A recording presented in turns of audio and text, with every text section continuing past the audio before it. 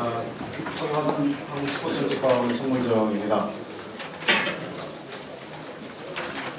사실 오늘 잘못하면 큰일 날 것 같다라는 생각이 전국 각지에서 많은 체육인들이 오신 것 같은데, 오신 체육인들이나 저희나 아까 모두의 인사 말씀하셨던 여러 의원님들이나 장관님이나 마음은 똑같다는 생각을 해봅니다. 그래서 오늘은 제가 발제를 하면서 동시에 이제 이부 토론의 과장을 좀 보기로 했는데, 그래서 아무래도 오늘 저희들이 안을 제시하고 그 안에 대한 논의를 하는 것보다는 현장에서 하시는 말씀들이 굉장히 중요할 거라고 생각합니다. 그러다 보니까 토론자들께서도 보면 현장 중심으로 많이 꾸려지는 것 같습니다. 그래서 그와 관련된 분들한테 충분한 많은 시간을 드리는 게 우리인 것 같습니다. 그리고 저와 관련된 내용들은 자료집에 상세하게 정리가 되고 있으니까 몇 가지만 간략하게 말씀을 드리도록 하겠습니다. 넘겨주세요. 넘겨주세요. 여기 나와 있는 것처럼 보면 사실 대한민국 체육은 지방정부, 지방체육회가 없었으면 불가능할 정도였다라는 것은 다 알고 계실 것 같습니다. 우리나라 실업팀의 거의 90%를 지방자치단체와 지방체육회가 보유하고 있고, 그 다음에 시설들의 99% 정도를 지방이 가지고 있습니다. 그리고 대한민국 체육 예산의 거의 대부분을 지방자치단체에서 지원을 하고 있습니다. 그리고 지방자치단체가 종목단체와 연계해서 국제대회를 유치하고 개최하고 또 지원할 수 있는 그런 것들을 가지고 있는 것들 보면은 사실 대한민국 체육원 지방체육회가 정부했다 해도 말은 아닙니다. 그럼에도 불구하고 아시는 것처럼 사실 지방체육회가 국가정책 체육정책 과정 속에서 철저하게 소요됐던 점도 없지 않아 있었습니다. 그리고 국가는 엘리트 체육을 육성해야 된다는 명목으로 사실 대한체육회 중심으로 재정 지원들이 주로 이루어졌었습니다. 그럼에도 불구하고 지방체육회에 대한 재정 지원들이 상대적으로 소홀했던 점도 사실이었습니다. 그러다 보니까 지방재정이 취약한 지방자치단체에 의해서 재정적 지원들을 의존해서 없는 살림으로 지방체육을 살리는 작업들을 많이 해왔는데, 그동안에 상당히 많은 고생들을 해오셨던 것, 익히 다 알고 계신 내용들이고, 그러다 보니까 실질적으로 또 하나의 형태 중에 지방체육회가 자생력을 갖다고 크게 노력을 해오신 걸로 알고 있습니다. 그래서 몇몇 광역자치단체장님께서는 사실 체육을 해보니까 내가 지방체육회장 안 해도 체육인이 해도 충분히 할 수 있을 것 같다라고 말씀하시는 분들도 몇 분 계십니다. 그래서 사실 저희들이 체육단체 통합할 때 그런 측면에서 지방체육단체장을 민선도 할 수 있도록 근거를 만들려고 했었었는데, 그 당시에 그 부분이 조금 늦춰졌습니다. 물론 그러한 노력들이 현재 14개 정도의 지방자치단체에서 보면 지방체육회에서 민간인들이 체육회장님을 하고 계십니다. 물론 그렇게 했을 때 어떤 결과들이 나타나고 있는지 저희들이 연명하게 추적조사를 안 해봐서 뭐라고 말씀드리면 어렵습니다만은, 그럼에도 불구하고 오늘 시장님처럼 이런 모습에 오셔서 말씀하실 수 있는 부분들은 아마 사실 지방체육 같은 경우는 지역 주민들의 체육복지 서비스와 직접 연결되는 부분들이기 때문에 어느 자치단체, 어느 분이 체육회장님을 오신다 하더라도 지방자치단체에서는 무시 못할 상황인 것은 알 수 있는 것 같습니다. 다만 그럼에도 불구하고 지방체육회의 재정 운영과 그 다음에 실무 불안 이런 것들 상당한 문제점이 있는 것 같습니다만, 그런 부분들은 이후에 토론 과정에 모든 분들이 같이 연기선하고 논의하는 자리가 됐으면 좋겠습니다. 다음.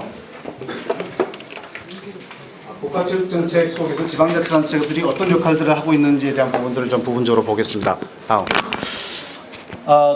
문재인 정부 출범하고 난 다음에 100대 국정 과정 중에서 72번째가 저희 체육과 관련된 상황들입니다. 그중에서 크게 3개의 콘텐츠가 있는데, 그중에서 가장 중요한 게 생활체육 환경 조성들입니다.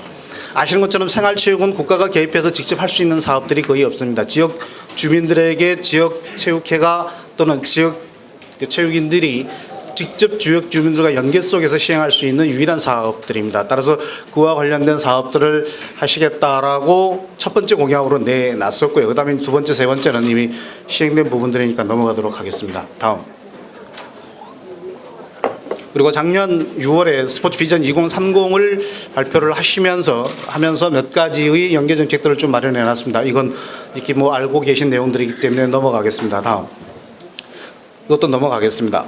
그리고 현재 문체부 체육진흥과에서 역점적으로 추진하고 있는 것 중에 스포츠 클럽 중심의 생활체육 시스템 구축 부분들입니다만은 이 부분도 역시 마찬가지로 지역체육회의 협조와 지원 없이는 불가능한 사업 구조들로 구성이 되어 있습니다. 따라서 이러한 부분들을 전반적으로 실행하기 위해서는 지방체육회 역할이 대단히 중요할 수밖에 없는 현재의 구조다라고 말씀드릴 수 있을 것 같습니다. 다음. 지금까지는 체육과 관련된 내용들이었습니다만은 아시는 것처럼 현 정부에서 가장 역점적으로 추진하고 있는 것들이 지방자치의 권한을 강화할 수 있는 자치헌법을 개정하시겠다라는 취지였었습니다.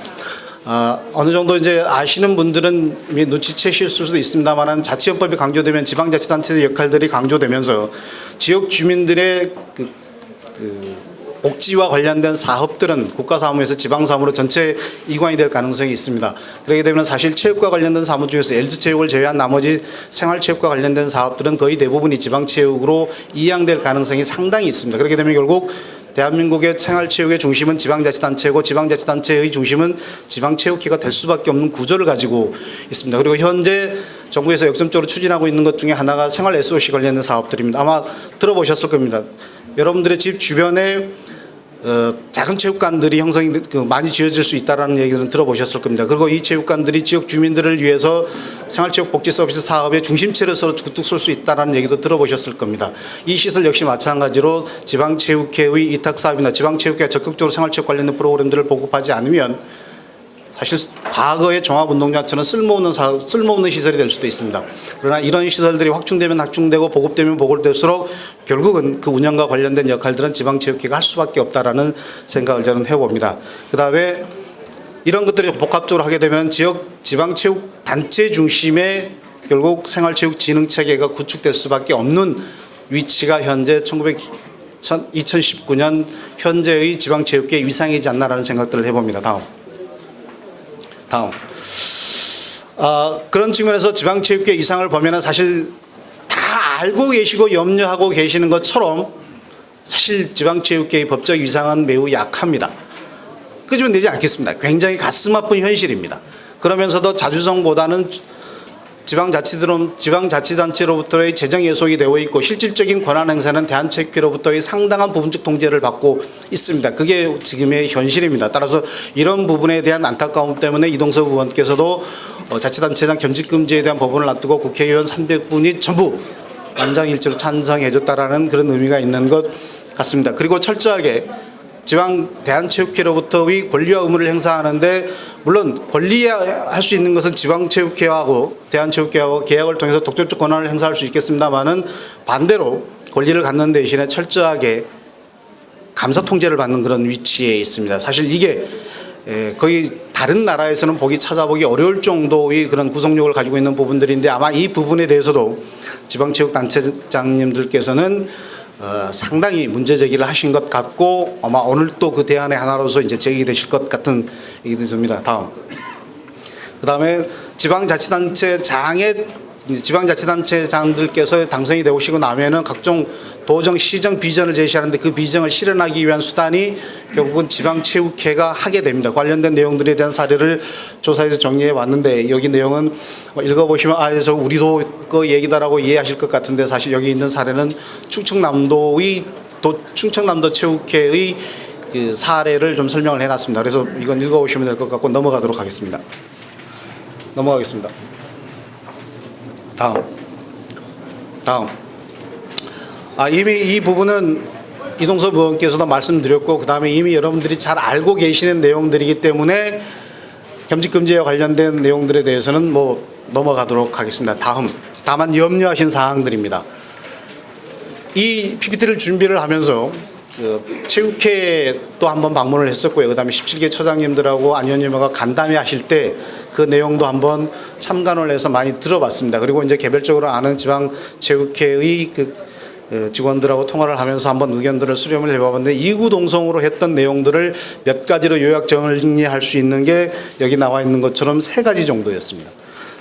선거 과정에서의 상당한 혼란이 있을 것이다. 사실 근데 이 부분에 대해서는 저는 굉장히 좀 쉽게 현상학적으로는 그럴 수도 있을 것인데 그럼에도 불구하고 우리가 선거를 하는데 전체주의 국가 빼놓고 자유민주주의를 지향하고 있는 국가에서 선거하면서 갈등 구조가 안 나타나는 사례는 사실 없었다. 근데 이걸 우리가 행정의 혼란이라든지